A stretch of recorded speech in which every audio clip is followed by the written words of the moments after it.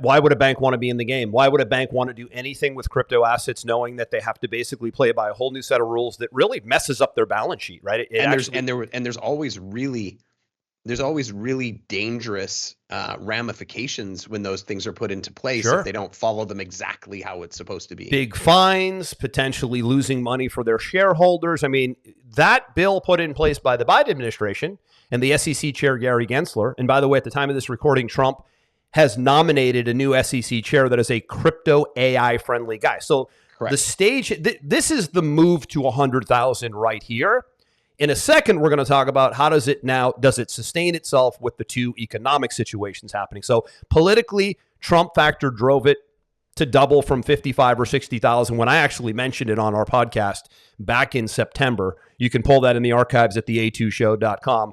I said Bitcoin should be owned. It's now about $56,000. You'd be crazy to look the other way. It's now $101,000. So that's a 100% move. Not giving investment advice, but that was what I was doing at the time. Loading the boat pre-election in case something like this happened. Good. I'm still buying all the time for long term.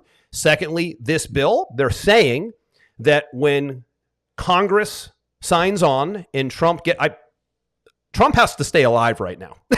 And so does Robert F. Kennedy, who's also a huge crypto digital assets like crypto is digital autonomy. It's digital privacy. It's digital sovereignty. The far radical left doesn't understand that. They think everything is some sort of a conspiracy theory or a way to not use the dollar, right? But this is about financial sovereignty. This is something everybody in the world should want. If they don't, they probably need their head examined. How can you have more money that is less exposed and that isn't part of the government Federal Reserve System? It's basically alternative investment vehicles, right? Like gold and silver and like real estate, really. Well, and I'd like to pause there because I told you I'd pulled up some interesting facts today. A lot of the pushback historically against cryptocurrency, and I stole my cryptocurrency on a hard wallet. If you don't know what a hard wallet is, it's basically like a USB drive versus hot storage, which would be in like a brokerage. Like Coinbase or Kraken or any of those? Exactly. There's Kraken, there's Kraken and Coinbase are the big two. Yeah, exactly. I store mine in a cold storage where I have access to it because there's been lots of situations where people have been hacked and lost their crypto. And that's just a preference thing. But one of the things that people have always pushed back on is that if you can have this currency that can't really be tracked, then it's probably just used for illicit criminal organizations to move money and launder money. Now, this was something that I thought was really interesting. This has been the narrative for about 10 years now, by the way. Yeah, and I thought that I would share this with you. Contrary to popular belief, the majority of Bitcoin usage, around 90%, is unrelated to illicit activities. This was confirmed by the DEA. Mm-hmm. So where there's these people thinking that it's all just money laundering and criminal activity, the DEA themselves has said that it's absolutely no more than 10%. So they're just not seeing big criminal activity via the blockchain, via crypto, right? Good. Well, that's good because every investment class goes through this cycle of intense skepticism and conspiracy theory and all the labels, and then all of a sudden there's adoption, and then all of a sudden there's implementation, and there's different phases and levels of this. The two economic pieces I want to talk about right now are the staples for me to take anything seriously. So we talked about the two political components, obviously the Trump factor. He has to get sworn in, though. So let's just say there's a black swan event, Aaron, and Trump gets clipped. I actually think every day is a risk for Trump before he signs in, before he gets sworn in, I think on the 20th or whatever. If Trump gets clipped or somehow they find some weird way to get him out of office, you'll probably see the Bitcoin market tank because that was a Trump-friendly environment. And who comes in next? Typically, it would be J.D. Vance. I mean, I'm talking about a major, almost no percent chance here. This is a black swan 0.0001% thing. But hey, listen, there were 2 assassination attempts already, and the agenda that Trump wants to put in is so pro sovereignty. It's so pro-freedom. It's so pro-privacy. It's so get the government the hell off my back pro that, man, there's a lot of people that want to stop that, as America came very close to tipping past socialism and into Marxism and was literally on the doorstep of communism. So he's got to protect himself.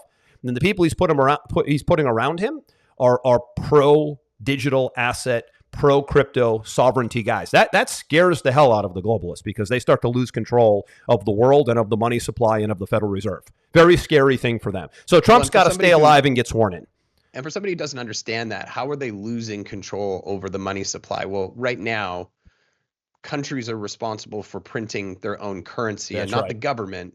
If you go and you dig deeper, it's actually not even the government that's responsible for printing their own money. It's actually private organizations that are printing the money. So the Federal Reserve in the case of the United States. Right, the Federal Reserve, right? And if you don't know anything about the Federal Reserve, you could go read, what was that great book? The Creature from Jekyll Island by G. Edward Griffin is a masterclass in the history of the Federal Reserve. In fact, you and I saw him speak at least 2 or 3 times at big financial services events you and I used to go to back in the early 2000s. He's a brilliant economist and geopolitical expert.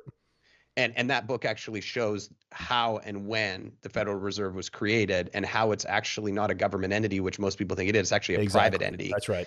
And so when somebody else controls the money supply, they can inflate it or deflate it almost in demand, which is why you've seen, massive inflation because they keep printing all this money and dropping it from the sky. Oh, yeah.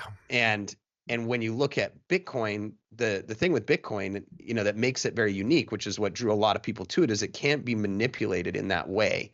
I believe there's still only 21 million Bitcoin. The maximum number of Bitcoins there is a limited supply. The maximum number of Bitcoins I don't know what the total is still 21 million. And it is now estimated that the last Bitcoin will be mined in 2040. So as of 2040, there won't even be any more mined. There will just be this supply of 21 million. And when the supply is controlled, then the value is controlled. When the supply can't be manipulated, then the value can't be manipulated. And so when you're not using the currency of somebody in control, you're using this other currency that can be stored cold, can be stored hot, can be moved around on your person. All of these elements, that is a definite threat to a lot of people in charge. Yep, exactly right.